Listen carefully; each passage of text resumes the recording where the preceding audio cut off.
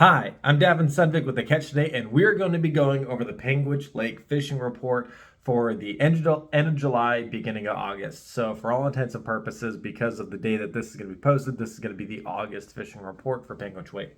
So if you're interested in fishing Panguich Lake, finishing out that summer, and you want to see some success, this is definitely the right video for you. So let's get into first exactly what we were catching on, and then let's talk about the techniques in order to make it happen. So mostly we had caught on power bait. We had tried a variety of different baits and presentations, though. We did try rubber worms as well as scented worms.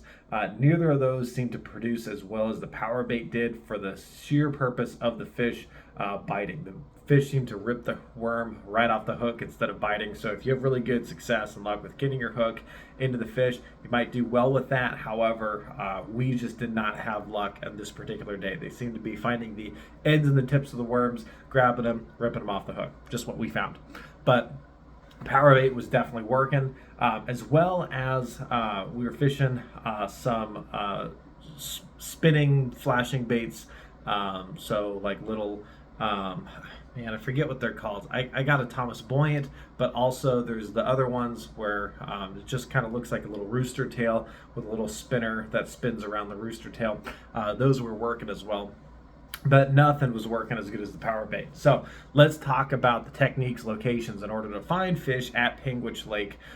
Now we were using a canoe. I think trolling would have been a really successful way to use lures. However, because we were out of the canoe, we were drifting, and so we were drifting with the wind.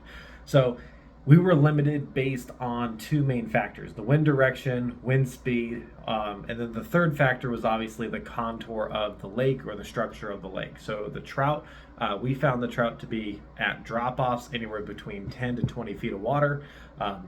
So we were trying to find that sweet spot, and again, we're in a canoe, so we don't have a fish finder. So really, the only way that we were testing the depth was just dropping that power bait straight down beneath the boat and then feeling for the bottom. Then we would drift, and we would either feel our lines not touch the bottom anymore, meaning that we were getting deeper, right? And we'd have to let out more line in order to hit the bottom, or we would have to crank in order to continue touching the bottom because we were getting shallower, right? Either way, it didn't really matter too much, as long as we were using the wind to our advantage to change depths and bounce our weights off the bottom with the power bait floating beneath the weight. So it kind of looks like this. You've got your line going down, you've got a weight, right? The weight is dragging along the bottom of the slope, and then you've got your power bait floating above the weight. That was working the absolute best for us. So when it came down to our technique, it was drifting with the wind. As far as locations of the lake, we did fish. There's two kind of main launch areas that you can launch with public access. We launched out of both of them, paddled around both areas. There's one near the Bear Paw Lodge that goes between the Bear Paw Lodge, and then there's another lodge up the way. I forget the name of it, but anyway, there's a big orange buoy that's floating out there. There's a bunch of pontoon boats for rent and a big rock structure that goes out along the long point. And fishing along that point was working really well. And on the other side of the lake, there's another launch ramp. There's some big boulders where it kind of looks like a cliff practically goes into the water, into a little cove there, and the wind direction was blowing out of that cove. So we would paddle into that cove near those boulders, drop our lines down, and then drift out of the cove into the deeper water, pretty much until we went about 3 to 5 minutes without getting a bite.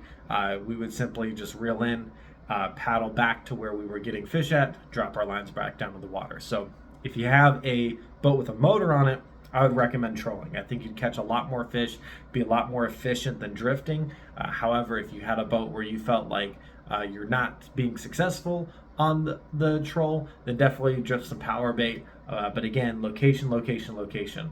Find those edges where the depth is going to be changing, and I think you'll find more fish. Hopefully you enjoyed this video. Thank you for watching, and give us a comment down below if there's any types of advice when it comes to fishing in our fishing reports that we can include to help you be more successful.